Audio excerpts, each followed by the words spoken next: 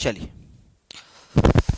जी, नमस्कार। आप सभी का स्वागत है एडी परिवार में। कैसे हैं आप लोग? उम्मीद करते हैं बहुत अच्छे होंगे। आज मैं आपके लिए क्वेश्चन लेकर आया हूं बाल विकास की।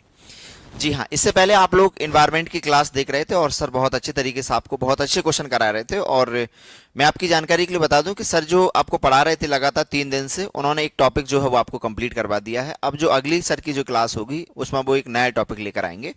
हम एनवायरनमेंट में टॉपिक वाइज जो है वो आपको क्वेश्चन करा रहे हैं और बाल विकास में हम लोग ओवरऑल लेके चल रहे हैं। तो आज के जो क्वेश्चन है वो कल से थोड़ा और बेटर क्वेश्चन है। अब डे बाई डे आप यही देखेंगे, ठीक है। आप नया हर दिन आप कुछ नए क्वेश्चन आप देखेंगे। और डियर फ्रेंड्स, हम लोगों ने जैसे कि आप लोगों से 10 दिन का वादा किया, मतलब 10 क्लास का मैंने प्रॉमिस किया है कि 10 क्लास में मैं आपकी सीडीपी बहुत अच्छी कर दूंगा, मतलब बहुत आपको मैं सिखा दूंगा, बहुत मैं सुधार कर दूंगा, ठीक है। ये आज हमारी वैसे तीसरी क्लास है, पर इसको हम दूसरी क्लास मान के चलते हैं, ठीक है। चलिए, तो आइए हम शुरू करते हैं आज के सेशन को। आज मैं आपको जो है वो 20 क्वेश्चन कराऊंगा, ठीक है। ज्यादा नहीं कराऊंगा क्योंकि 20 क्वेश्चन में मुझे बहुत सारी चीजें सिखानी है, इसलिए मैंने कम क्वेश्चन रखे हैं और ज्यादा चीजें मुझे आपको सिखानी है। चलिए शुरू करते हैं। आप सभी का स्वागत है भैया एडी परिवार में, जितने भी लोग जुड़ गए हैं।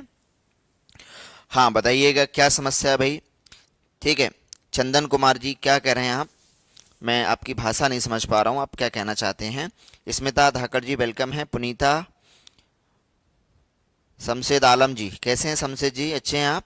राधे राधे, जय श्री कृष्णा, जय भीम, जय श्री राम, आदाब, नमस्कार, सत श्री अकाल भैया। सभी को जुड़ जाइएगा और आगे बढ़ाते हैं आज के सेशन को, ठीक है। एप्लीकेशन पे मैंने जो है वो, ठीक है, एप्लीकेशन मात्र 199 रुपये में हमारा बैच चल रहा है, जिसमें सभी विषय हैं। सर ने हिंदी कंप्लीट करा दी है। सर आप जो है वो एनवायरनमेंट पे काम कर रहे हैं, ठीक है डियर फ्रेंड्स। और मैं जो है वो बाल विकास कंप्लीट करा चुका हूं। मैं अब आपको समावेशी शिक्षा जो है मैं शुरू करूंगा। तो अगर अभी तक आपने अगर हमारे बैच को ज्वाइन नहीं किया है तो प्लीज ज्वाइन कर लीजिएगा मात्र 199 रुपये में। या फिर आप चाहते हैं कि सर मुझे पीडीएफ मिल जाए, ठीक है, और मैं पीडीएफ से कर लूंगा, तो बिल्कुल पीडीएफ फ्री में मिल जाएंगे, तो इसका कोई चार्जेस नहीं है। बट एप्लीकेशन तो आपको डाउनलोड करना ही पड़ेगा, वो है हमारा एडी लाइव एप्लीकेशन, जो कि आपको प्ले स्टोर पर मिलेगा। फिर भी नहीं मिले तो आप लोग मेरे व्हाट्सएप नंबर पर आप मुझे मैसेज के जरिए आप लिंक ले सकते हैं, ठीक है। तो ध्यान रखिएगा, एडी लाइव एप्लीकेशन है जो कि आपको प्ले स्टोर पर मिलेगा। चलो आज हम शुरू करते हैं, ठीक है, एक नए क्वेश्चन से। हालांकि इस क्वेश्चन के बारे में थोड़ा सा आपने पहले कभी जाना होगा, ठीक है, लेकिन सीटेट इससे क्वेश्चन पूछता ही है। यानी राइट पर्सन विद जो डिसेबिलिटीज अधिनियम है, ठीक है, यानी जो दिव्यांग बच्चों के लिए जो अधिनियम लाया गया है, ठीक है, उस अधिनियम से क्वेश्चन आपके एग्जाम में आते हैं। तो आइए शुरू करते हैं आज के सेशन को। चलो जल्दी से जुड़ जाओ भाई। नीलम दिनकर जी वेलकम है। सभी विद्यार्थियों का स्वागत है भैया, सभी का स्वागत है, जल्दी से जुड़ जाइएगा। चलो सभी लोग जल्दी से जुड़ेंगे। क्वेश्चन बहुत बढ़िया है, मैं इससे आपको सिखाने का प्रयास करूंगा, ठीक है।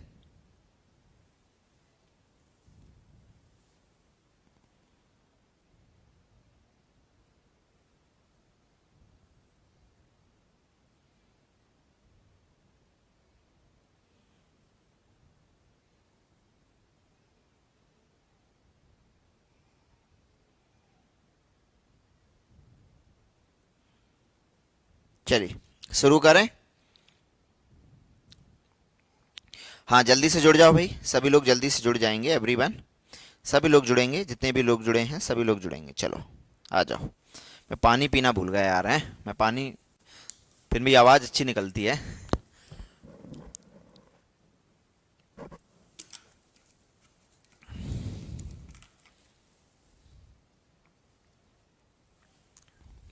नहीं नहीं, शामिल नहीं होंगे भैया, ठीक है। बीएड, ये कह रहा है कि सर बीएड वाले शामिल होंगे, नहीं होंगे, प्राइमरी में शामिल नहीं होंगे बीएड वाले। वो यूपी में चल रहा है, ठीक है, यूपी डेड में हो सकता है ऐसा, ठीक है, लेकिन यहां पर शामिल नहीं होंगे, सीटेड में नहीं शामिल होंगे। चलो शुरू करते हैं यहां से, आइए स्टार्ट करते हैं इसको। कह रहा है कि दिव्यांग अधिजन अधिकार अधिनियम वर्ष में लागू किया गया था। सबसे पहले तो मैं आपको बता दूं कि ये जो अधिकार है, जिसे हम लोग शॉर्ट में हम लोग बोलते हैं से, ठीक है, शॉर्ट फॉर्म में बोलते हैं क्या, आरपीडब्ल्यूडी, आरपीडब्ल्यूडी, ठीक है, ये अधिनियम जो है, ठीक है, ये अधिनियम आया था 2016 में, ठीक है, 2016 में ये अधिनियम आया था, जी हाँ।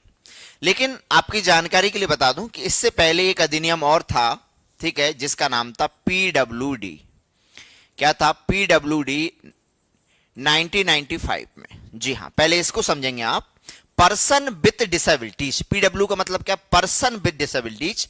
ये अधिनियम 1995 में आया था और इसमें 7 प्रकार की विकलांगता थी। इसमें कितने प्रकार की विकलांगता थी? 7 प्रकार की। 7 प्रकार की क्या थी? 7 प्रकार की इसमें दिव्यांगता थी। अब सॉरी, अब हम लोग विकलांग वर्ड यूज नहीं करेंगे, अब हम दिव्यांग वर्ड यूज करेंगे। क्या करेंगे? दिव्यांग, क्योंकि मोदी जी ने एक नया नाम दिया है, क्या? दिव्यांग। तो ठीक है, पहले तो विकलांगी था, 1995 में तो विकलांगी वर्ड था। तो इसमें 7 प्रकार की क्या थी? दिव्यांगता थी या विकलांगता थी। फिर बाद में क्या किया गया? मोदी जी ने इसको क्या कर दिया? संशोधन कर दिया। मतलब मोदी जी कह लो या मोदी गवर्नमेंट कह लो, ठीक है, एक नया अधिनियम बना दिया, इसको संशोधन कर दिया गया। इसमें संशोधन कर दिया गया और संशोधन करके बन गया आरपीडब्ल्यूडी। जी, आरपीडब्ल्यूडी बना 2016 में। मतलब इसमें आर जोड़ दिया। आर का मतलब हो गया राइट, हमारा अधिकार है। देखो, जो दिव्यांग लोग हैं ना, उनका अधिकार है यार, ठीक है, उनको ज्यादा मिलना चाहिए। ज्यादा मतलब उनकी आवश्यकता के अनुसार उनको मिलना चाहिए चीजें, ये उनका अधिकार है। अधिकार है कि नहीं है भाई? कोई बच्चा पैर से चल नहीं सकता तो उसके लिए साइकिल चाहिए, उसके लिए ग्राउंड फ्लोर पर क्लास चाहिए, ठीक है, चाहिए कि नहीं चाहिए? उसको कोई व्यक्ति खड़ा नहीं हो सकता तो उसको बस में एक सीट रिजर्व चाहिए, उसका अधिकार है। तो ठीक है, यहां पर एक नया अधिनियम बना आरपीडब्ल्यूडी, जो 2016 में बना, हालांकि 17 में लागू हुआ था, ठीक है, 2016 में बना। और इसमें दिव्यांगता की जो है वो दिव्यांगता प्रकार यहां पर बढ़ा दिए गए, ठीक है, यहां पर 21 कर दिए गए। ध्यान देंगे, यहां पर इसमें 21 प्रकार की दिव्यांगता कर दी गई है, ठीक है। कितनी कर दी? 21 प्रकार की विकलांगता आप कैसे कह सकते हैं, ठीक है। ये नहीं, अगर आपसे ये पूछे कि जो नया अधिनियम है आरपीडब्ल्यूडी, उसमें दिव्यांगता कितनी है, तो इसमें हम कहेंगे उसमें 21 प्रकार है। पहले कितनी थी? पहले 7 थी। पहले कौन सा था? पीडब्ल्यूडी। अब कौन सा है? अब वर्तमान में कौन सा? अब ये मान्य नहीं है, अब कौन सा है? अब ये है। आप ऐसे भी कह सकते हो कि पीडब्ल्यूडी की जगह किसे लाया गया है? तो आरपीडब्ल्यूडी को लाया गया है। इसका सही उत्तर बनेगा, क्या बनेगा? इसका सही उत्तर डी बनेगा, ठीक है। क्या बनेगा भाई? इसका सही उत्तर जो है वो डी बनेगा। आइए आगे बढ़ते हैं नेक्स्ट क्वेश्चन की तरफ, ठीक है। और ये है हमारा, यहां पर ये देख सकते हैं 21 प्रकार की दिव्यांगता कौन कौन सी है। हालांकि मैं इसकी क्लास अभी लूंगा, टेंशन मत लो आप, ठीक है, इसकी क्लास हम लोग लेंगे। जी हां, चलो, तो ये 21 प्रकार की दिव्यांगता है, ठीक है। इसमें अब जो एसिड अटैक होते हैं, एसिड अटैक, अब जैसे आपने तो तेजाब डाल दिया गया, ठीक है, किसी लेडीज के ऊपर, किसी गर्ल्स के ऊपर, तो पहले वो विकलांगता में शामिल नहीं थी, ठीक है। अब विकलांगता में क्या है? वो शामिल है, ध्यान रखिएगा, ठीक है। चलो आगे बढ़े। अगला क्वेश्चन आपके सामने है, दूसरा क्वेश्चन आपकी स्क्रीन पर है। दूसरा क्वेश्चन है कि शरीर के केंद्रीय भाग से परिधियों या, ठीक है, अंगों की ओर विकास दर्शाता है। यानी विकास कहां शुरू हो रहा है? ये क्वेश्चन मैंने इसलिए लिया है, हालांकि आसान क्वेश्चन होगा, आपने पहले भी इसको पढ़ रखा होगा, बट ये क्वेश्चन इसलिए लिया है क्योंकि एक क्वेश्चन आपके एग्जाम में वो जरूर पूछता है सेपेलोकॉर्डल से या प्रॉक्सिमेडिस्टल से, एक जरूर पूछता है, या मैं कह सकता हूं विकास के सिद्धांत से क्वेश्चन वो आपसे जरूर पूछता है।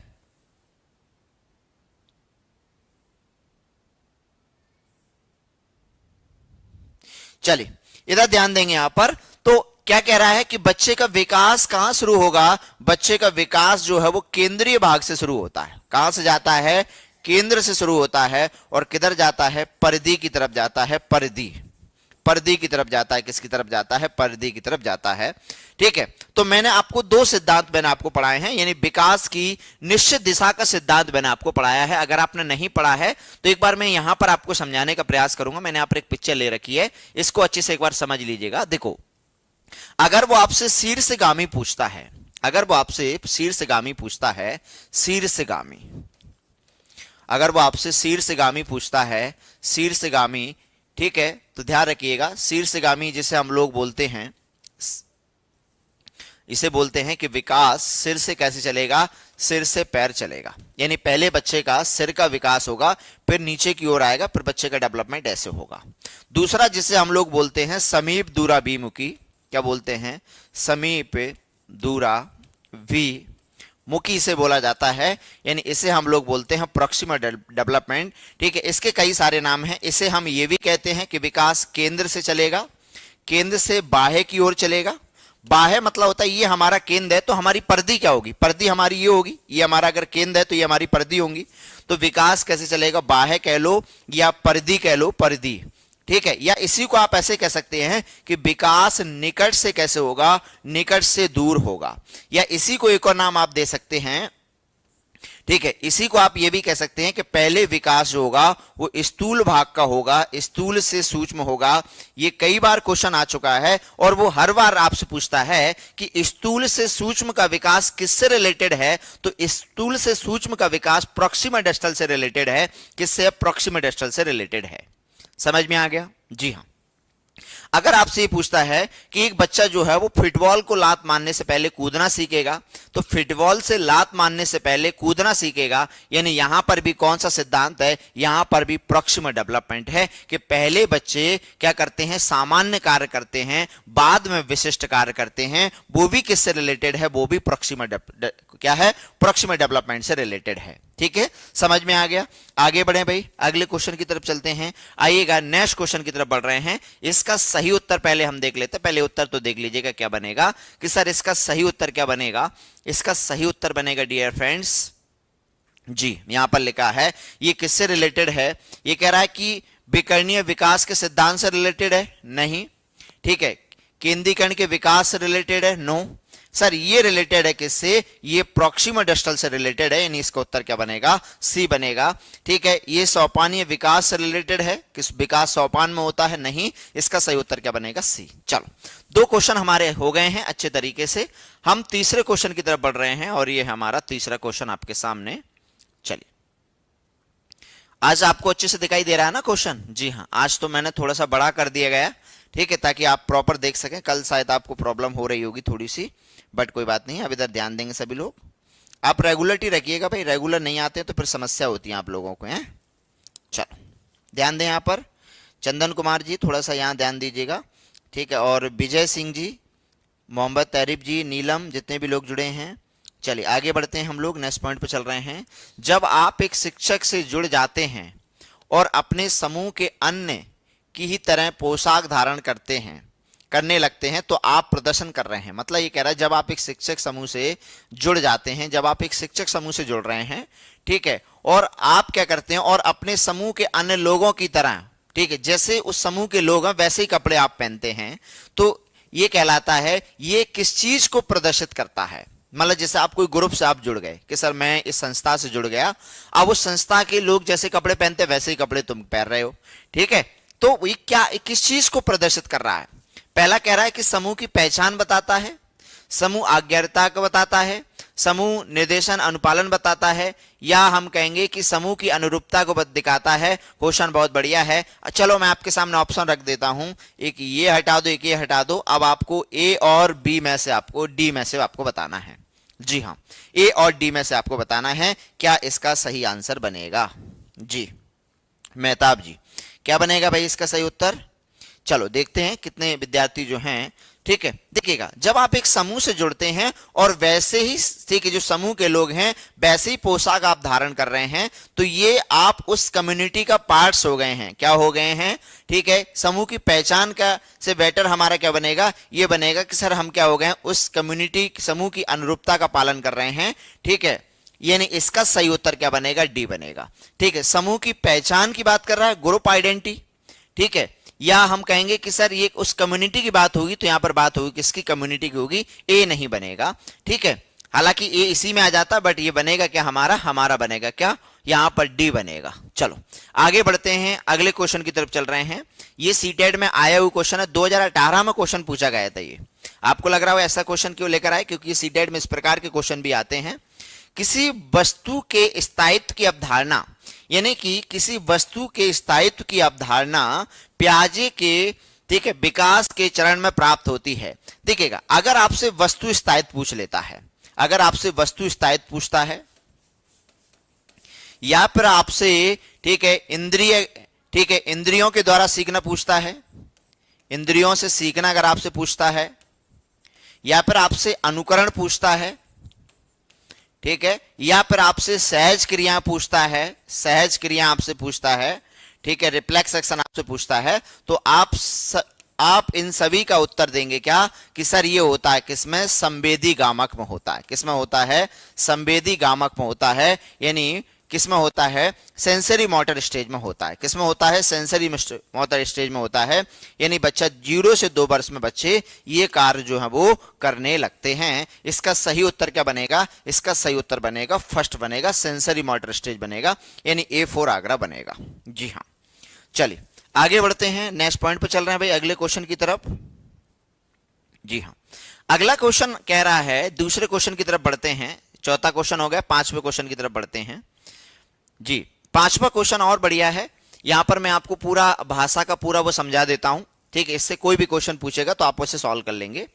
महीनों की आयु के बीच अधिकांश बच्चे शब्दों को मिलाकर छोटे छोटे वाक्यों को बोलना शुरू कर देते हैं, ठीक है। यानी किस आयु में बच्चे जो हैं वो छोटे छोटे वाक्यों को मिलाकर बोलना शुरू कर देते हैं, वो कहां पर होता है। अब आपको ऑप्शन करना है यहां पर, ठीक है, कि सर वो 12 से 18 माह में होता है, ठीक है, माह की बात कर रहा है ये, या हम कहेंगे कि वो, ठीक है, 18 से 24 माह में होता है, या फिर वो 24 से 30 माह में होता है, या फिर हम कहेंगे कि 30 से 36 माह में होता है।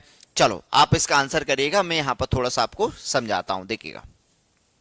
सबसे पहले मैं आपको बता दूं कि बच्चे जो भाषा अर्जन करते हैं, भाषा अर्जन या भाषा, ठीक है, अधिगम का क्रम, भाषा अर्जन आप कह लीजिएगा, भाषा अर्जन, भाषा अर्जन का क्रम कैसे सीखते हैं। देखो, सबसे पहला होता है वो होता है रोना, जिसको हम लोग क्राइंग बोलते हैं, ठीक है, और ये जन्म से होता है, ठीक है। सबसे पहला होता है जन्म से, ठीक है। बच्चे की पहली जो भाषा होती है वो होती है क्या, वो होती है क्राइंग, रोना। ये बच्चे की भाषा है जिसमें बच्चे अपने भावों और विचारों को व्यक्त करते हैं। इसके बाद में आता है, दूसरा आता है यहां पर हमारा, जिसका नाम है कूकना। जी ध्यान देंगे, बहुत इंपॉर्टेंट कॉन्सेप्ट बता रहा हूं, कूकना। कूकना जिसे हम इंग्लिश में कूइंग कहते हैं, क्या कहते हैं, कूइंग। यहां पर लिख भी देता हूं क्योंकि बहुत सारे इंग्लिश वाले स्टूडेंट होते हैं तो शायद वो नहीं समझ पाते, ठीक है। तो पहले कूइंग होता है, ठीक है, यानी कूइंग ये 3 माह में होता है, ये भी ध्यान देंगे, ये 3 माह में होता है, क्योंकि ये मंथ भी याद रखेंगे क्योंकि मंथ से ही क्वेश्चन आया है। तो 3 माह में होता है। इसमें एक्चुअली होता क्या है कि बच्चे के मुंह से स्वर ध्वनियां निकलती हैं। कैसे साउंड निकलते हैं, स्वर ध्वनियां निकलती हैं। स्वर ध्वनियां, अगर आपसे एग्जामिनर ये पूछे कि कहां पर बच्चे जो हैं वो स्वर ध्वनियां निकालते हैं, तो वो निकालते हैं कूकना में, जिसे कूइंग बोलते हैं। तीसरा जो होता है जिसका नाम है बबलाना, क्या नाम है, बबलाना। बबलाना जिसे बैबलिंग कहते हैं, क्या कहते हैं, बैबलिंग इसे बोला जाता है, इसे बैबलिंग बोलते हैं। और बैबलिंग होती है 6 माह में। कब होती है बैबलिंग, कहां पर होती है, बैबलिंग होती है 6 माह में। अच्छा, बैबलिंग में होता क्या है कि बच्चे स्वर और व्यंजन साउंड निकालते हैं, यानी अपने मुंह से स्वर और व्यंजन, यानी स्वर और व्यंजन ध्वनि बच्चे निकालते हैं, स्वर और व्यंजन ध्वनि निकालते हैं, ठीक है। इसको बैबलिंग बोलते हैं। याद रखिएगा, ये 6 माह में होता है। इसके बाद में आता है चौथा, और जिसका नाम है एक शब्द या समग्र शब्द आप कह सकते हैं।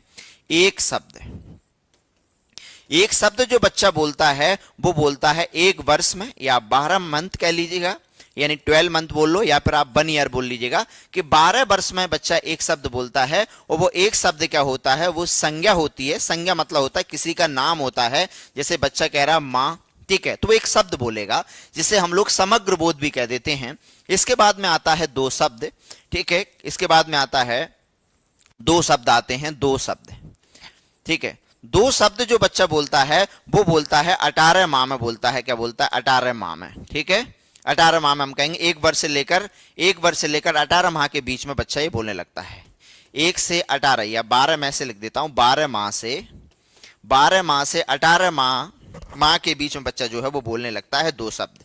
अब ध्यान दीजिएगा, ये 2 शब्द बच्चा क्या बोलेगा, ठीक है। एक शब्द तो क्या होगा, एक शब्द जो होगा वो संज्ञा होगी, ठीक है, एक शब्द संज्ञा होगी, और दूसरी क्या होगी, दूसरी क्रिया होगी। जैसे बच्चा कहेगा मां चल, ठीक है, ये बोलने लगता है।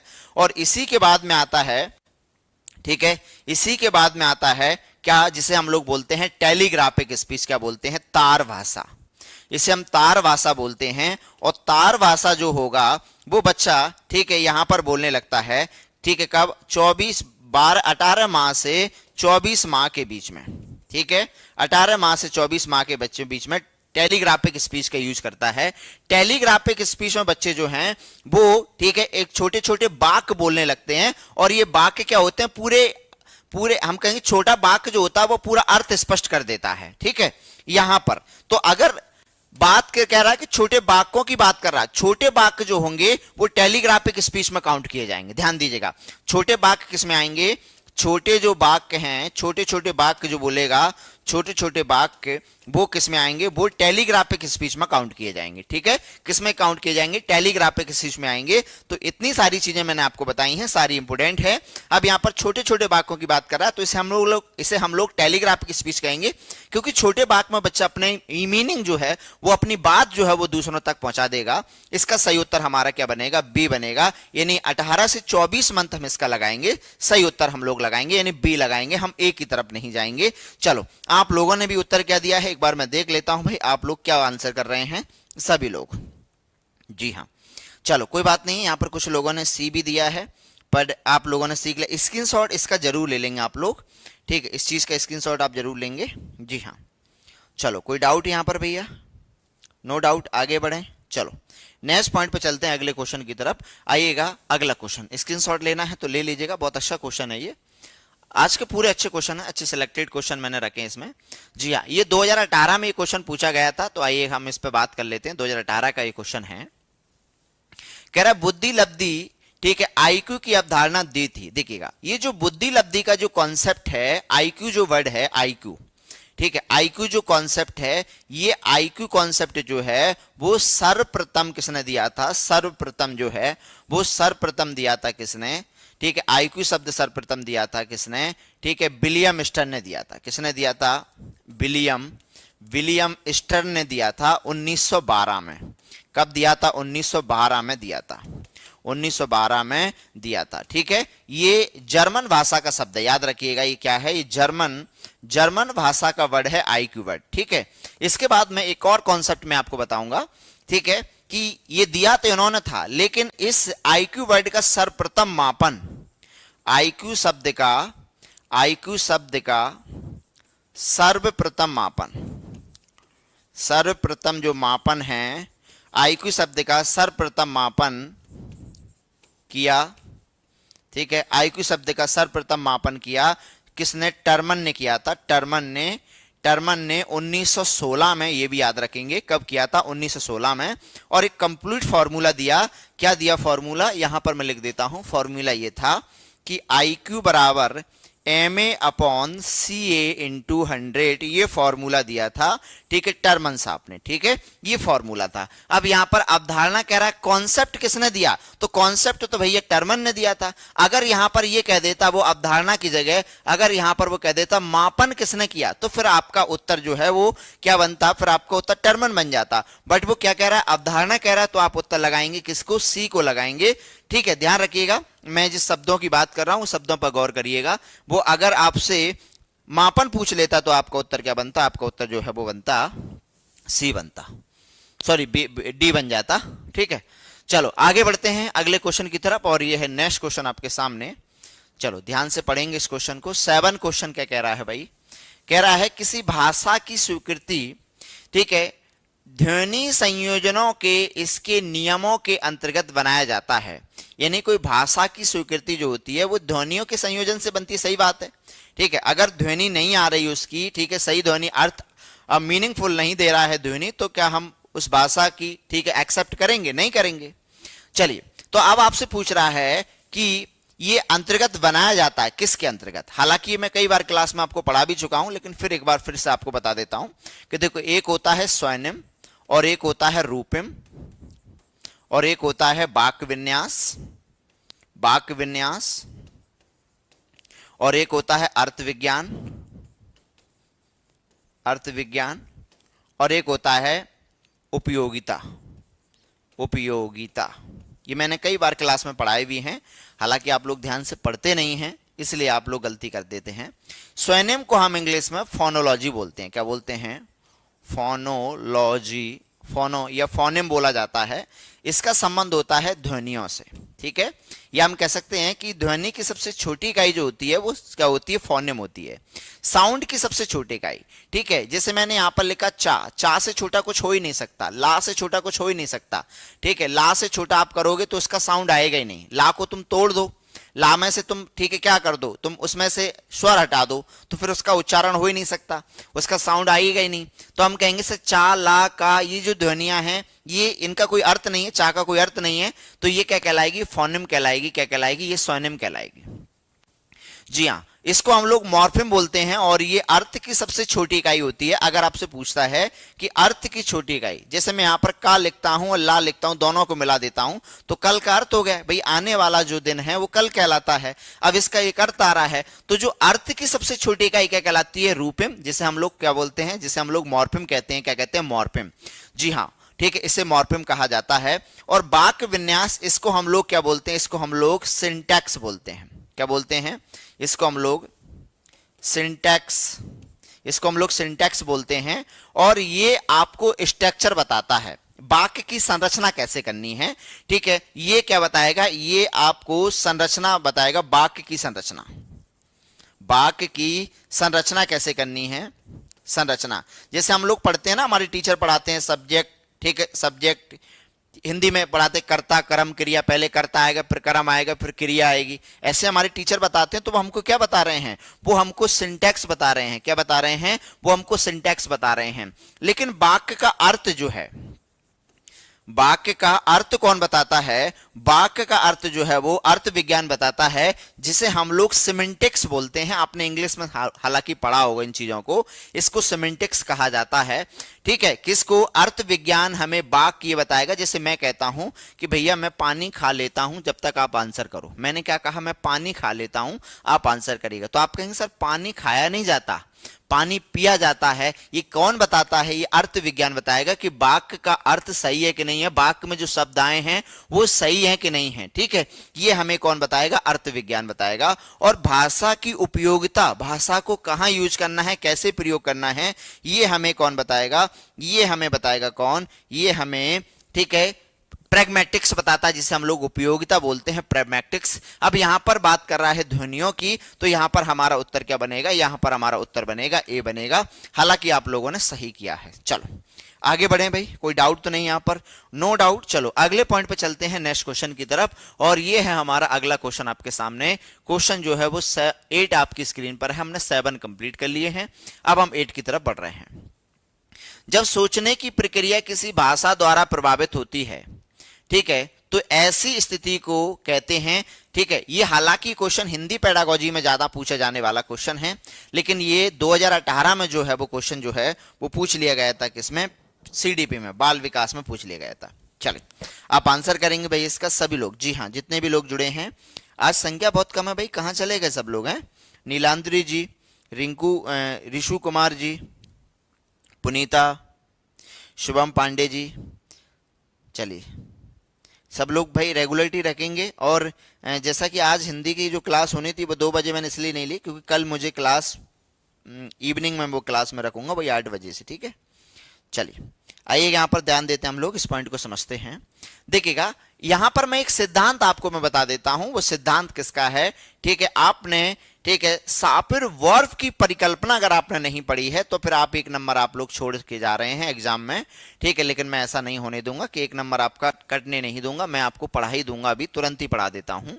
क्या पढ़ाएंगे सर, मुझे आपको पढ़ाना है, ठीक है, शापिर वर्ब की परिकल्पना मुझे पढ़ानी है। सर ये तो आपने हमें हिंदी में पढ़ाया था एक बार। जी हाँ, मैंने हिंदी में पढ़ाया था आपको, बट यहां पर मैं फिर से आपको बता देता हूं, हिंदी पेडागोजी मैंने बताया था। ठीक है, शापिर और वर्ब जो है ये भाषा वैज्ञानिक हैं। ये क्या है, भाषा वैज्ञानिक हैं। इन्होंने परिकल्पना दी है, ठीक है, परिकल्पना, परिकल्पना, जैसे आप लोग स्टीफन क्रैसन की परिकल्पना पढ़ते हैं ना, वैसे आप इनकी परिकल्पना पढ़ लो। ये 3 परिकल्पना पढ़ लो, इनमें से एक क्वेश्चन आपके एग्जाम में फंस जाता है। चलो सापर-बॉर्प ने क्या किया है, परिकल्पना दी है। देखो सापर-बॉर्प का कहना यह था, पहले मैं आपको सिंपल बता देता हूं, वहां क्या लिखा है उसको छोड़ो। देखो सापर-बॉर्प ये कहते हैं कि तुम्हारी जैसी तुम्हारी भाषा होगी ना, ठीक है, वो वैसी तुम्हारी सोच होगी। ठीक है, मतलब ये कहना क्या चाहते हैं, ठीक है, लिंग्विस्टिक डिटर्मिनिज्म का मतलब ये है कि भाषा क्या करेगी, भाषा तुम्हारी सोच को निर्धारित करती है। यानी भाषा क्या करती है, भाषा, ठीक है, भाषा सोच को निर्धारित करती है, सोच को क्या करती है, निर्धारित करती है। जी हां, बिल्कुल बात सही है। इसलिए मैं कहता हूं अच्छी भाषा रखो, अच्छी सोच होगी। गंदी भाषा है, गंदी सोच होगी तुम्हारी। ठीक है, अच्छी लैंग्वेज है, अच्छी क्या होगी, तुम्हारी सोच होगी। यानी कि ये कहते हैं कि भाषा हमारी सोच को निर्धारित करती है, पहली बात। ठीक है, लिंग्विस्टिक इन्फ्लुएंस करती है, बिल्कुल करती है, भाषा प्रभावित करती है। ठीक है, लिंग्विस्टिक रिलेटेडनेस, ठीक है, अगर भाषाओं के बीच में संबंधता होती है तो वहां पर लोग उसके प्रति धारणा कम बनाते हैं, और वहां पर अगर, ठीक है, भाषाओं के बीच में अगर संबंधता नहीं है, रिलेटेडनेस नहीं है, तो वहां पर लोगों की धारणा क्या बनती है, ज्यादा बनती है। बट आप लोग यहां पर यही याद रखिएगा कि भाषा, ये कई बार आया हुआ क्वेश्चन है कि भाषा हमारी सोच को क्या करती है, निर्धारित करती है। जी हाँ, ये सापर और बॉर्प की परिकल्पना है। ठीक है, ये भाषा वैज्ञानिक है, पहले तो याद रखिएगा, ये भाषा वैज्ञानिक है, सापर और बॉर्प। ठीक है, इन्होंने परिकल्पना का एक संकलन मजबूत किया इन्होंने, जिसके अनुसार ये कहते हैं किसी व्यक्ति द्वारा बोली जाने वाली भाषा की संरचना उसके विचार पैटर्न और दुनिया को समझने के तरीके को निर्धारित, ठीक है, वह प्रभावित करती है। बिल्कुल, हमारी भाषा, ठीक है, हमारे सोचने का तरीका दुनिया को समझने के तरीकों को क्या करती है, निर्धारित करती है, प्रभावित करती है। आप इसे ऐसे भी कह सकते हैं।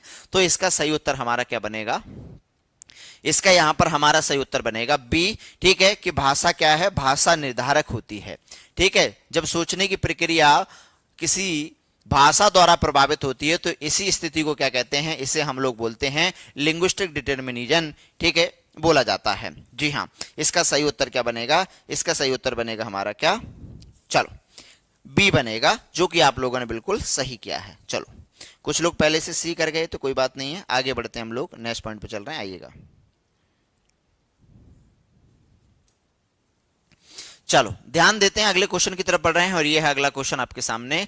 नेक्स्ट क्वेश्चन है अगला क्वेश्चन, 9 क्वेश्चन कह रहा है अपने अनुभवों और, ठीक है, लक्षणों के आधार पर उपकरणों में खराबी के कारण, ठीक है, परिकल्पना का परीक्षण रवि उपकरणों की मरम्मत करता है, वह उपयोग कर रहा है किस चीज का। देखो क्वेश्चन क्या कह रहा है कि अपने अनुभव और लक्षणों के आधार पर, यानी वो खुद के अनुभव और लक्षणों के आधार पर क्या कर रहा है, ठीक है, उपकरणों में कोई खराबी के कारणों की परिकल्पना कर रहा है। मतलब उसके पास कोई यंत्र है, कोई उपकरण है, ठीक है, अब वो क्या कर रहा है, एक तो अपने अनुभवों के आधार पर, दूसरा वो क्या कर रहा है, लक्षणों के आधार पर क्या कर रहा है, ठीक है, उसकी समस्या का पता लगाने का प्रयास कर रहा है कि इसमें ये प्रॉब्लम हो सकती है।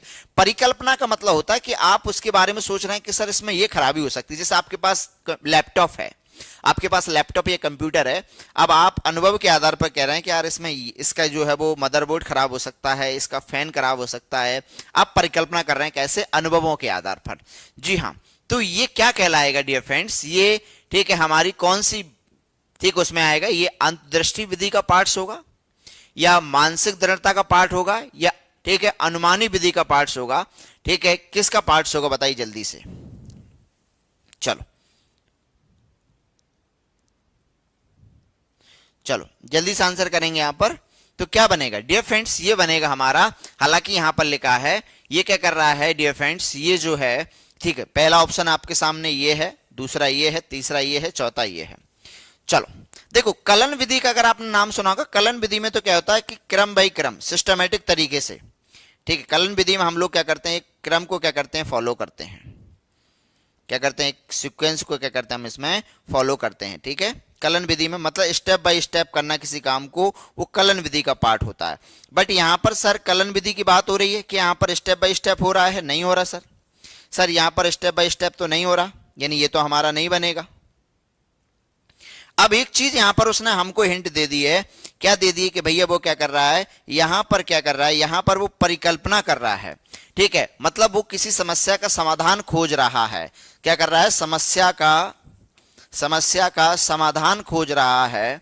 समाधान खोज रहा है, तो हम कह सकते हैं कि ये जो है वो खोज विधि में आएगा। किस में आएगा? खोज विधि में। और ठीक है, ये लिखा हुआ यूरिस्टिक। यूरिस्टिक जो है, ये वर्ड यूरिस्टिक जो लैटिन भाषा की यूरिस के शब्द से बना, जिसका मतलब होता है आई फाउंड आउट, मैं खोजता हूं। ठीक है, तो इस विधि में भी यही होता है। इसे हम लोग अन्वेषण विधि भी कहते हैं, अन्वेषण विधि, या इसे खोज विधि भी कहा जाता है। इसी को डिस्कवरी मेथड्स भी कहते हैं। तो इसका सही उत्तर क्या बनेगा? इसका जो है वो डी उत्तर बनेगा। सी तो नहीं बन सकता। सी तो कह रहा है कि मानसिक दृढ़ता है। ठीक है, मेंटल उसने सेट कर लिया है, ये भी नहीं बनेगा। कलन विधि में कोई सिस्टमैटिक काम हो नहीं रहा, ये भी कट गया। इनसाइट विधि में आता है अंदर से समझ उत्पन्न होना। ठीक है, इनसाइट का मतलब होता है कि अंदर से समझ उत्पन्न होना। ठीक है, जैसे आप लोग पढ़ते हैं कहां पर, कोलर के सिद्धांत पढ़ते हैं, चिंपांजी वाला एक्सपेरिमेंट, तो वहां पर बताते हैं कि उसके अंदर से क्या है, समझ उत्पन्न होती है। बट यहां पर वो अपने अनुभवों की बात कर रहा है और वो परिकल्पना भी कर रहा है। तो फिर हम चलेंगे किसकी तरफ? डी की तरफ चलेंगे। यानी इसका जो राइट उत्तर बनेगा वो क्या बनेगा? डी बनेगा। चलो आगे बढ़ते हैं, और ये है आपका 10वां क्वेश्चन आपके सामने है। 10 क्वेश्चन कह रहा पुरुष और महिला की भूमिका का निर्धारण समाज करता है।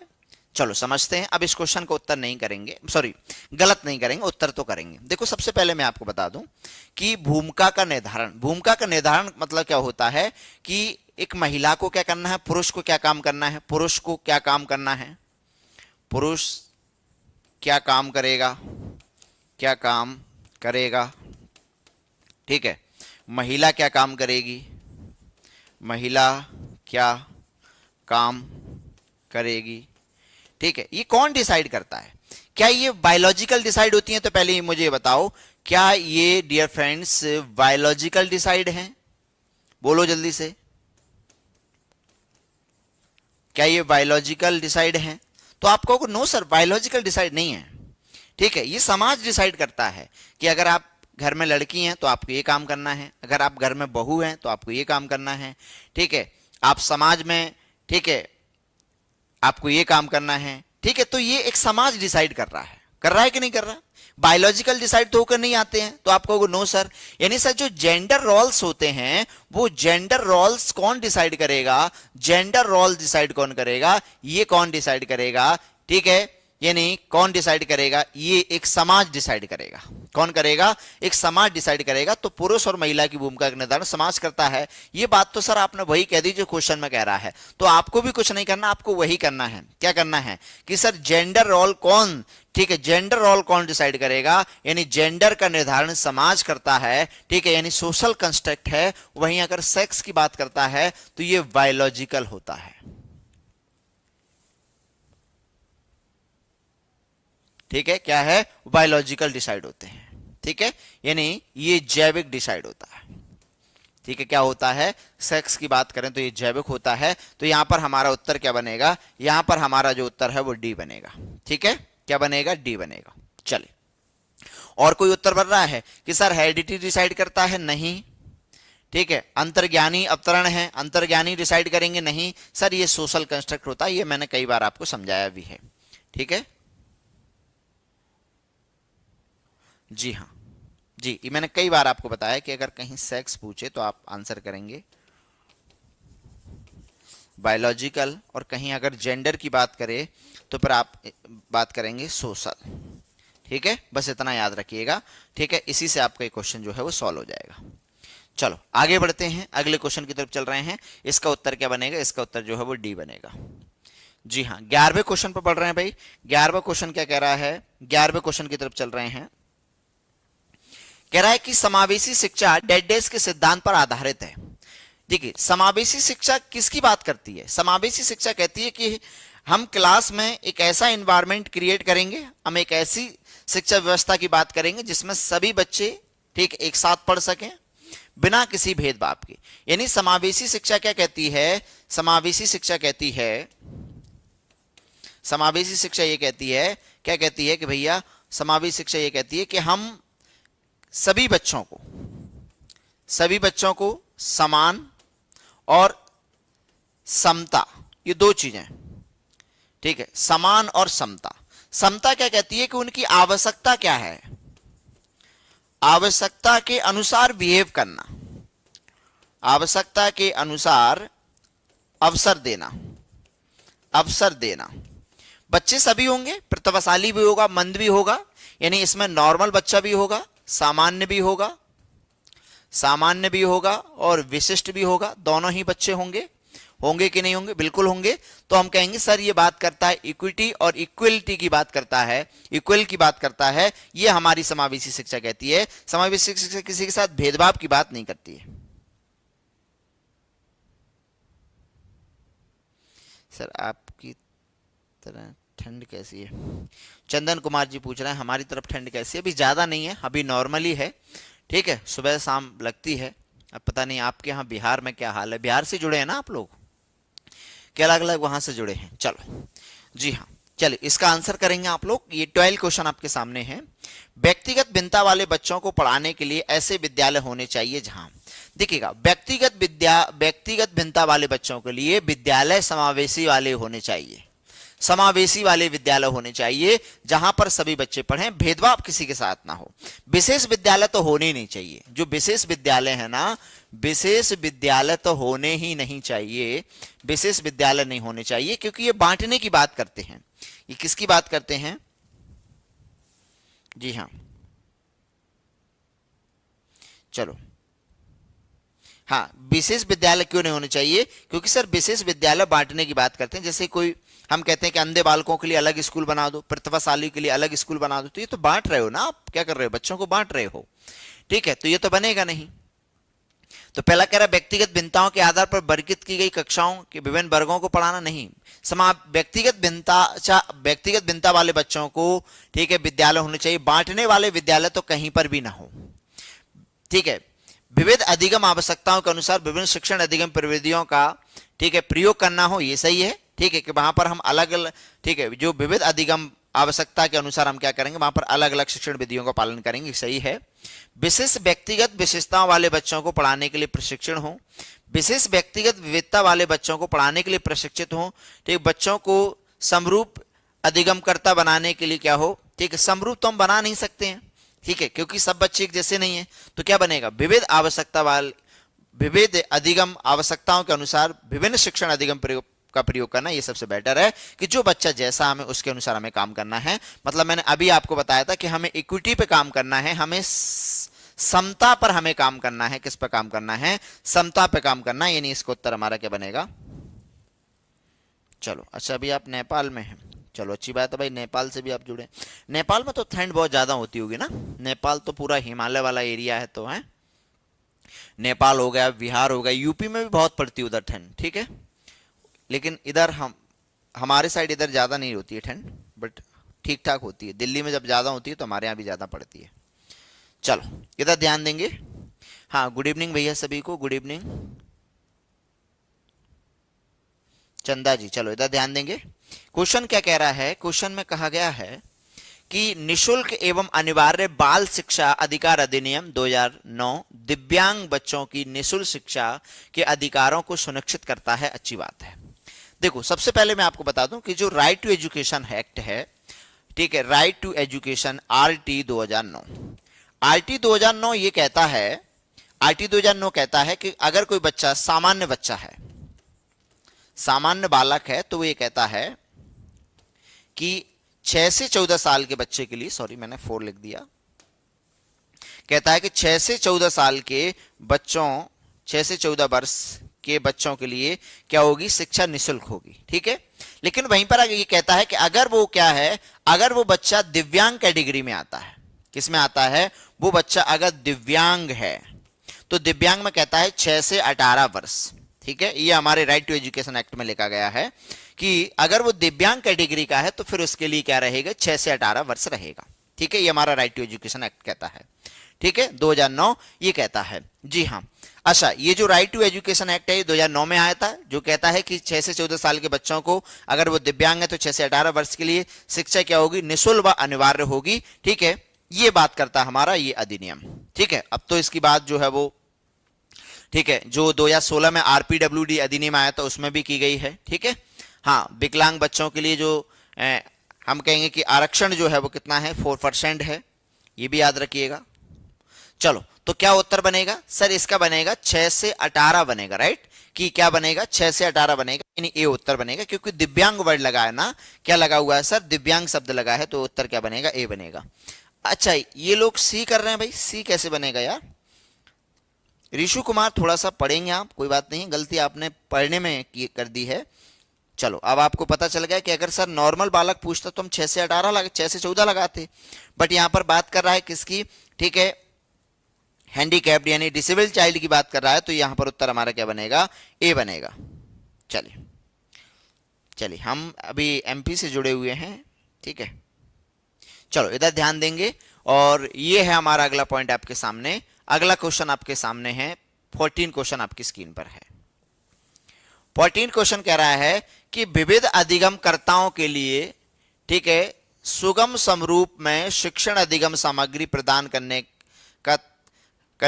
का तात्पर्य है, यानी विविध अधिगमकर्ता मतलब अलग अलग सीखने वाले बच्चे हैं, अलग अलग प्रकार से सीखने वाले बच्चे हैं, तो उनके लिए कह रहा है कि सुगम स्वरूप में शिक्षण अधिगम सामग्री प्रदान करने का तात्पर्य है, ठीक है। सार्वभौमिक समावेशी शिक्षा में नैतिक विचार, शिक्षण व्यवसाय की सार्वभौमिक संहिता, शिक्षण के सार्वभौमिक मानववाद दृष्टिकोण, अधिगम की सार्वभौमिक संरचना, बताइए जल्दी से क्या बनेगा, जल्दी से आंसर करेंगे डियर फ्रेंड्स, क्वेश्चन बहुत बढ़िया है। चलो मैंने आंसर कर दिया ना, हम लोग एमपी से जुड़े हुए हैं भाई, और बिहार से बहुत सारे स्टूडेंट्स जो हैं वो एडी परिवार से हैं जुड़े हुए हैं, लगभग बिहार यूपी के बच्चे जो हैं वो। चलिए आंसर करेंगे भाई सभी लोग।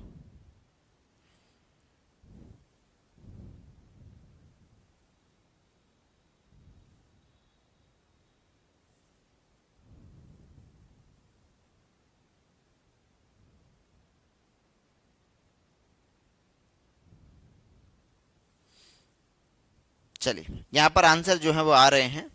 चलो इस प्रश्न का उत्तर करते हैं कि विविध अधिगमकर्ताओं के लिए सुगम स्वरूप शिक्षण अधिगम सामग्री करने का तात्पर्य क्या है।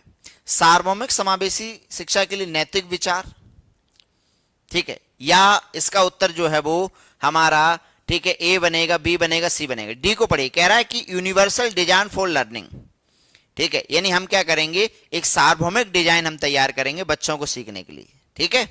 सार्वभौमिक डिजाइन का मतलब यहां अधिगम की सार्वभौमिक संरचना का मतलब होता है कि सार्वभौमिक संरचना मतलब सीखने की, कि बच्चे सभी जगह सीख सकें, ठीक है, ये इसका उत्तर बनेगा। यहां पर सार्वभौमिक समावेशी शिक्षा के नैतिक विचार की बात कर रहा है, ठीक है, तो इसका कोई ऑप्शन नहीं बनेगा। यहां पर लर्निंग की बात हो रही है, तो लर्निंग की बात होगी तो हमारा क्या बनेगा, डी बनेगा, कि अधिगम की सार्वभौमिक एक संरचना तैयार करना, ठीक है, सीखने की सार्वभौमिक संरचना, कि बच्चा हर जगह हर प्लेस पर सीख सके। सार्वभौमिक संरचना का मतलब होता है, यूनिवर्सल का मतलब होता है सब जगह, कि बच्चा क्या कर सके, ठीक है, वहां पर सब जगह सीख सके। एक ऐसा मॉडल हमें लाना है, एक ऐसी हमें, ठीक है, रणनीति हमें तैयार करनी है कि बच्चे सब जगह क्या कर सकें, उस चीज को सीख सकें। तो इसका उत्तर क्या बनेगा, डी बनेगा। इसके बाद हम बात करते हैं क्वेश्चन नंबर 15 की। क्वेश्चन नंबर 15 कह रहा है कि, ठीक है, 15 में कहा गया है स्व जागरूकता एवं संज्ञानात्मक क्षमताओं का नियंत्रण, जैसे योजना बनाना, समीक्षा करना, संशोधन करना इत्यादि निहित हैं। देखो स्व जागरूकता की अगर बात करें, स्व जागरूकता की अगर हम बात करते हैं तो ये सब क्रिया किसकी हैं, स्व जागरूकता हो गई, योजना बनाना हो गई, ठीक है, चिंतन करना हो गया, ठीक है, तर्क करना हो गया, ध्यान लगाना हो गया, ये सब जो क्रिया होती हैं, ये सब क्रिया हमारी मानसिक क्रियाएं हैं। क्या हैं, मानसिक क्रियाएं हैं। इसी को हम लोग संज्ञानात्मक क्रिया भी कहते हैं, यानी सब ये हमारे संज्ञान के पार्ट्स हैं। किसके पार्ट हैं, संज्ञान के। जी हां, अगर वो ये कह देता, जागरूकता पर जागरूकता कर देता, सॉरी एक मिनट देख लेता हूं, सॉरी देखो पहले पढ़ लेते हैं। जी सॉरी देखो एक मिनट रुक जाइएगा, क्वेश्चन पढ़िए ध्यान से।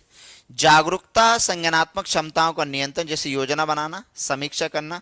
जी हां, संशोधन करने की बात कर रहा है। सॉरी, आप अपने विचारों में फिर से संशोधन कर रहे हो तो ये संज्ञान नहीं, ये मेटा कॉग्निशन बनेगा। सॉरी, क्या बनेगा, मेटा कॉग्निशन। जी हां, ठीक है। स्व जागरूकता में क्या आएगा, मेटा कॉग्निशन आएगा। क्या आएगा, सॉरी, मेटा कॉग्निशन आएगा। सी नहीं आएगा, सॉरी, क्या बनेगा, क्योंकि कॉग्निशन का ऊपरा पार्ट क्या होता है, मेटा होता है। जैसे आप तर्क कर रहे हो तो ये तो संज्ञान है, लेकिन आप तर्क पर तर्क कर रहे हो। यहां पर ये भी तो कह रहा है क्वेश्चन में कि क्या करते हैं आप, नियंत्रण जैसे योजना बनाना, समीक्षा करना, संशोधन इत्यादि करना, आप उसमें सुधार कर रहे हो, जैसे आपने तर्क किया, ठीक है, और तर्क के द्वारा फिर आपने उसी पर तर्क किया और फिर आप उसमें क्या बदलाव कर रहे हैं, तो ये किसका पार्ट है, ये मेटाकॉग्निशन का पार्ट है। किसका पार्ट है, ये मेटाकॉग्निशन का पार्ट है। इसके बाद हम बात करते हैं नेक्स्ट पॉइंट की, अगले क्वेश्चन की, और ये है हमारा अगला क्वेश्चन, 16वां क्वेश्चन आपके सामने है।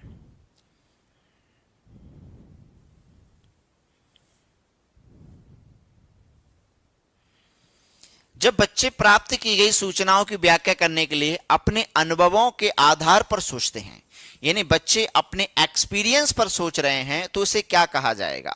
देखिएगा, एक चीज याद रखिएगा, जब आप अनुभव लेते हैं तो आप फिर जैसे आपने अनुभव लिया कि सर मैंने पहले ये पढ़ा था और मेरा सीटेट जो है वो ठीक है 1 नंबर से रुक गया, अब आप उसके आधार पर सोच रहे हैं, कोई भी चीज की आप योजना बना रहे हैं, तो ध्यान रखिएगा अनुभव हो या घटना हो, ये सब क्या होती हैं, ये सब मूर्त होती हैं। ये क्या होती हैं, मूर्त होती हैं। तो क्या कहलाएंगी, ये मूर्त सोच कहलाएगी। यानी जब आप घटना और अनुभव के आधार पर सोचते हैं तो ये मूर्त होती हैं, क्योंकि आपने देख सकते हैं, देखने का मतलब है, ठीक है, आपने समझ सकते हैं अच्छे तरीके से, ठीक है, क्योंकि आप उन चीजों, वो अनुभव आपके साथ घटित हो चुके हैं, ठीक है, तो ये क्या होंगे, ये आपके क्या कहलाएंगे, कॉन्क्रीट थिंकिंग का पार्ट्स कहलाएंगे। इसके बाद हम बात करते हैं 17वां क्वेश्चन की। 17वां क्वेश्चन में, ठीक है, ये कह रहा है कि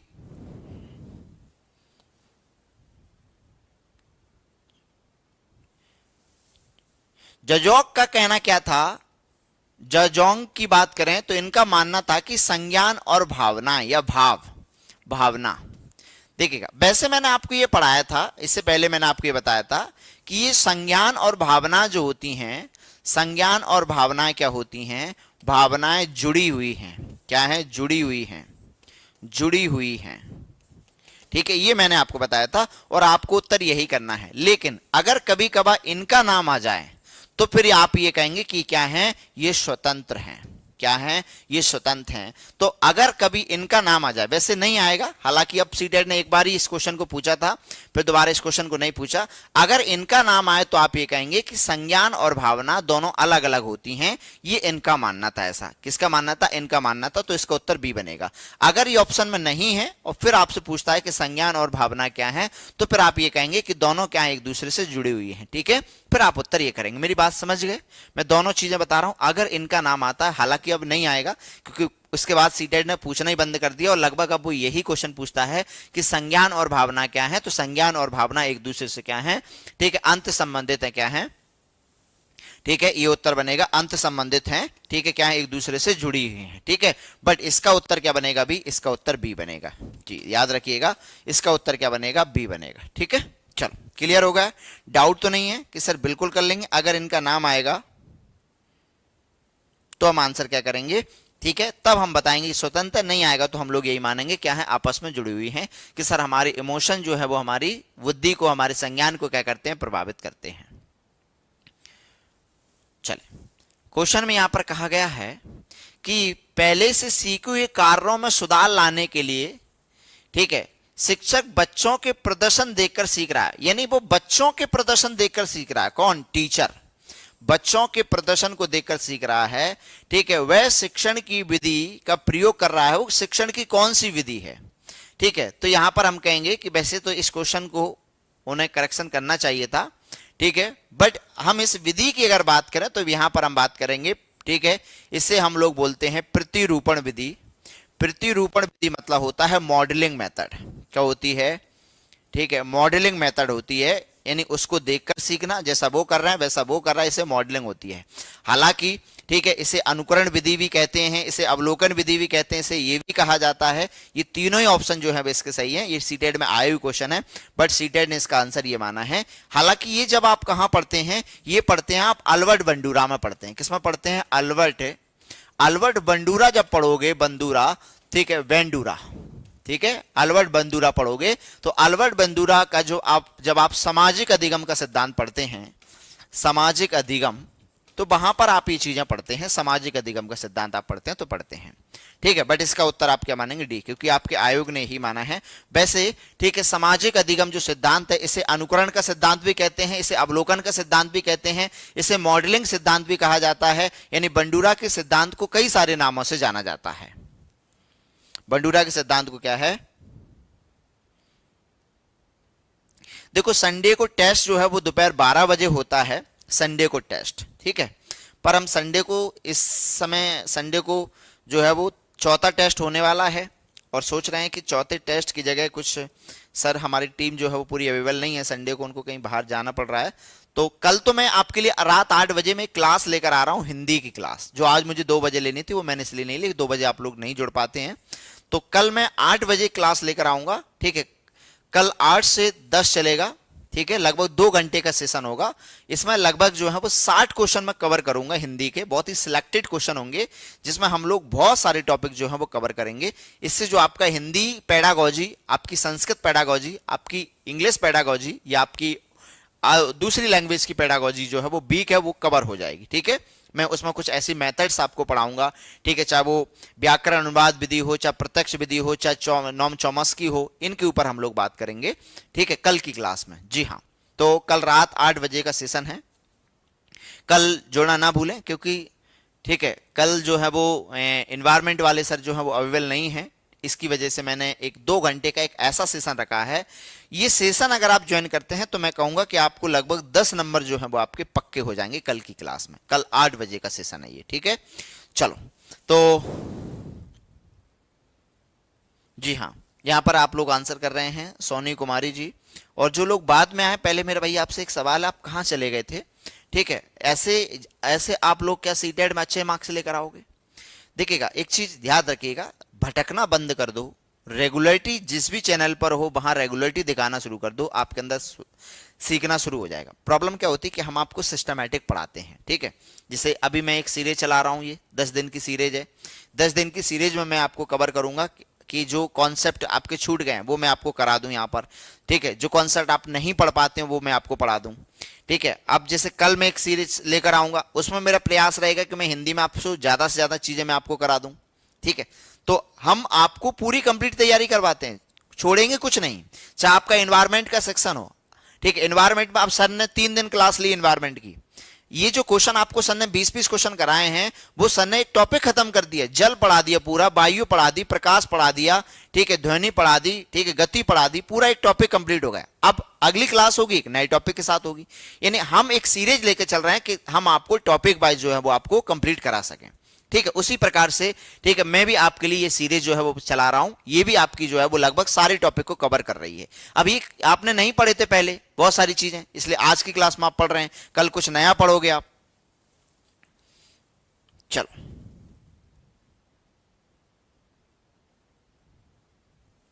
जी कह रहे एक समस्या सुधारक बच्चा विचार के आधार पर कथनों को सच्चाई और, ठीक है, संभावना का मूल्यांकन करेगा। एक समस्या सुधारक बच्चा विचार के आधार पर, ठीक है, विचार के आधार पर जो है वो क्या करेगा, ठीक है, कथनों की सच्चाई या संभावना का मूल्यांकन करता है।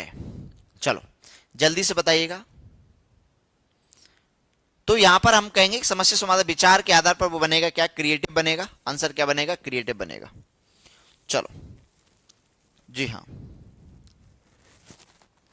चलो आगे बढ़ते हैं, नेक्स्ट क्वेश्चन की तरफ चल रहे हैं और ये है हमारा आज का लास्ट क्वेश्चन है। मैं आज 20 क्वेश्चन ही लेकर आया था और कल तो मैं हिंदी के क्वेश्चन लेकर आऊंगा। कल मेरा प्रयास है 60 क्वेश्चन का, ठीक है, देखते हैं 60 हो जाएंगे लगभग। हम लोग चाहे उसको 8 से शुरू करेंगे तो लगभग जो है वो आपका 10:30 तक कवर हो जाएगा, ठीक है, ठीक है। और संडे को कुछ और नया करेंगे भाई। बहुसंवेदी शिक्षण अधिगम प्रविधियों में अधिगम संवर्धन हेतु, ठीक है, ये कह रहा है कि दृश्य श्रव्य स्पर्श संवेदनाओं का एक साथ प्रयोग करना। मतलब हम क्या कर रहे हैं कि बच्चों को सिखा रहे हैं और बच्चों को सिखाने के लिए हम क्या कर रहे हैं, बहु यानी होता है ज्यादा, संवेदी मतलब होता है इंद्रियां, यानी हम क्या कर रहे हैं कि बच्चे वहां पर अपनी ज्यादा इंद्रियों को प्रयोग करें, बहुत सारी क्या करें, अपने सेंसरी ऑर्गन्स को क्या करें वहां पर प्रयोग करें। जैसे वहां पर बच्चा कोई चीज को टच भी कर रहा है, कोई चीज को देख भी रहा है, कोई चीज को सुन रहा है, तो ये पूछ रहा है कौन से बच्चों के लिए सही है। अब मेरी क्लास को याद करो, मैंने आपको अधिगम की शैलियां पढ़ाई। कुछ बच्चे जो होते हैं वो विजुअलाइजेशन वाले होते हैं, कुछ बच्चे जो होते हैं वो ऑडियो वाले होते हैं, कुछ बच्चे जो होते हैं वो रीडिंग राइटिंग वाले होते हैं, और कुछ बच्चे जो होते हैं वो क्या होते हैं, काइनेस्टिक होते हैं, जो शारीरिक क्रियाएं। अब देखो, इसमें सर दृश्य भी आ रहा है, इसमें सर श्रव्य भी आ रहा है, इसमें सर स्पर्श भी आ रहा है, तो हम कहेंगे सर यहां पर ना तो हमारा ए होगा, ना बी होगा, ना सी होगा, हमारा बनेगा क्या, काइनेस्टिक बनेगा। यानी यहां पर बनेगा कि ये आएगा किसमें, ठीक है, शारीरिक क्रियाओं में आएगा। किसमें आ जाएगा, ठीक है, यानी गति पेशी में आ जाएगा, कि जो बच्चे शारीरिक क्रिया करके सीखते हैं उनके लिए सबसे अच्छा है। यानी उत्तर इसका क्या बनेगा, इसका ये बनेगा। ठीक है, चलो आगे बढ़ते हैं भाई। आगे बढ़ना क्या है, ये हो गया हमारा।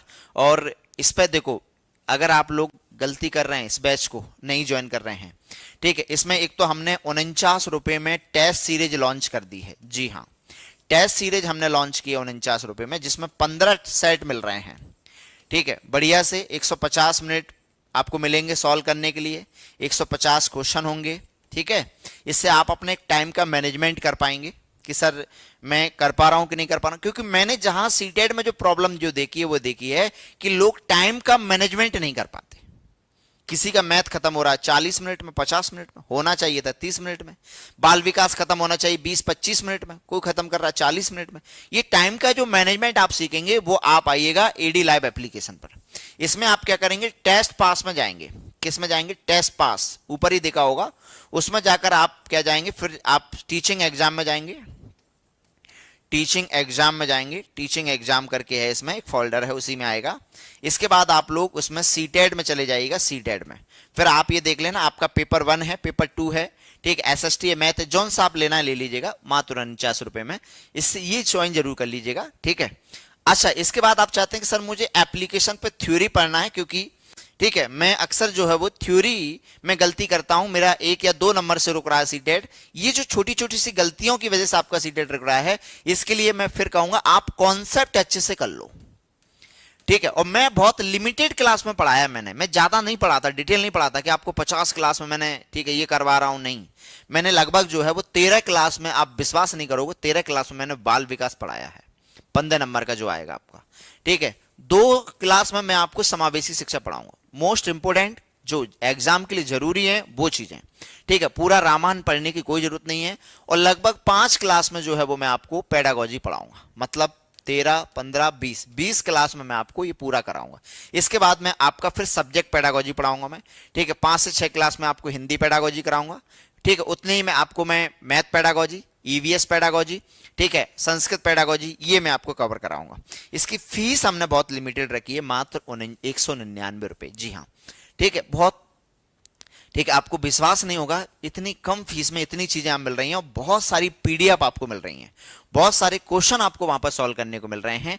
ठीक है, एडी लाइव एप्लीकेशन में एक बार डाउनलोड तो करो यार। ठीक है, नहीं ज्वाइन करना वो बात की बात है भाई, पैसे डाउनलोड में पैसे थोड़ी कट जाएंगे, डेमो में पैसे थोड़ी कट जाएंगे। फ्री पीडीएफ इतनी है कि आप लोग फ्री में ही आपका काम बहुत हो जाएगा। आप नहीं भी ज्वाइन करेंगे तभी आप फ्री में भी फ्री पीडीएफ जो है वो आपको सबकी थ्योरी वाली पीडीएफ मिल रही है। ठीक है, हिंदी की पूरी पीडीएफ मिल रही है, हिंदी पेडागोजी की, ईवीएस की पूरी पीडीएफ मिल रही है। ठीक है, और सीडीपी की मिल रही है इस पर। ठीक है, ये अभी मैंने डाल दी गई इतनी पीडीएफ। ठीक है, पीडीएफ बहुत डाली है, लेकिन फ्री पीडीएफ इतनी डाली है मैंने। तो जो लोग ज्वाइन करना चाहते हैं प्लीज आप ज्वाइन करिएगा। ठीक है, और अपनी तैयारी बहुत अच्छे से कर लीजिएगा, नहीं फिर आप लोग कहोगे सर हमने तो 999 का वहां से लिया था, 899 का वहां से लिया था, 1200 को वहां से लिया था, किसी ने सर पल्ले ही नहीं पड़ा। ठीक है, वो तो होता है कि आप उनकी लैंग्वेज भी रिलेट नहीं कर पाते हो कई बार। ठीक है, बढ़िया अपनी घर की भाषा में पढ़ो। ठीक है, जो आपकी, ठीक है, घर की भाषा उसी में पढ़ाते हैं, बिल्कुल देहाती तरीके से यार। अपनी घर की भाषा, मातृभाषा से बड़ी कोई भाषा है ही नहीं हमारी। जो हम अपनी मदर टंग में सीख सकते हैं वो हम किसी दूसरी भाषा में सीख ही नहीं सकते हैं। चलो, तो मैं इस क्लास को यहीं स्टॉप करूंगा। जी हाँ, जय बागेश्वर जी, सभी का स्वागत है भैया। ठीक है, राधे राधे सभी को। और जी हाँ, कल हम लोग 8 बजे मिलेंगे। कल कौन सी क्लास में मिलेंगे, कल मिलेंगे हिंदी में। कल हमारा अच्छा सेशन होगा, सैटरडे की क्लास होगी, बढ़िया सेशन होगा। 8 से 12, 8 से 10 तक 2 घंटे का सेशन रहेगा। ठीक है, चलिए।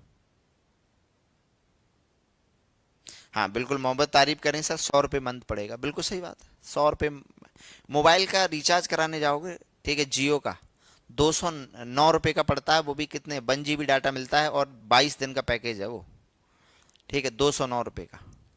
और यहाँ ईडी सर आपको पढ़ाएंगे 2 महीने तक, ठीक है, लगभग हम तो 3 महीने से पढ़ा रहे हैं, 3 महीने तक आपको पढ़ा रहे हैं, ठीक है। और इसमें आपको मात्र 199 रुपये में, मतलब आप अगर आप पर डे का भी अगर आप निकालेंगे, ठीक है, पर डे का आप निकालो कि सर पर डे कितना जो है वो मिलेगा, 199 को अगर आप 60 से डिवाइड कर दो, ठीक है, तो आपको पड़ रहा है 3 रुपये पर डे के हिसाब से, ठीक है। इतना तो हमारा खर्च हो जाता है, बट आप लोग जुड़ो यार। चलो, तो कल सभी लोग आएंगे बिना बुलाए, कितने बजे, 8 बजे आना है, ठीक है। चलो, अच्छी बात है, मुझे पूरा विश्वास आप लोग आएंगे। और कल सुबह जो क्लास होती थी ना वो नहीं होगी, हिंदी गद्यांश पद्यांश की। एक्चुअली क्या कल सर अवेलेबल है नहीं, ठीक है, उनको कहीं किसी काम से बाहर जाना पड़ रहा है, तो कल उनकी जगह मैंने सोचा कि भाई सर 8 बजे आप लोगों की ईवीएस की क्लास होती है, तो हमने कहा कि उस टाइम को खाली क्यों छोड़ें, उस टाइम हम ऐसी क्लास डालें जो आपको, ठीक है, आपके एग्जाम के लिए वेरी वेरी इंपॉर्टेंट क्लास हो। हमने कहा क्यों ना पेडागोजी लाएं, और हिंदी पेडागोजी लाएं, इससे आप इंग्लिश पेडागोजी भी कर पाएंगे, संस्कृत भी कर पाएंगे, उर्दू भी कर पाएंगे, अगर आपने कॉन्सेप्ट समझ लिए तो। चलिए मिलते हैं नेक्स्ट क्लास में, आज के लिए इतना ही। जय हिंद, जय भारत।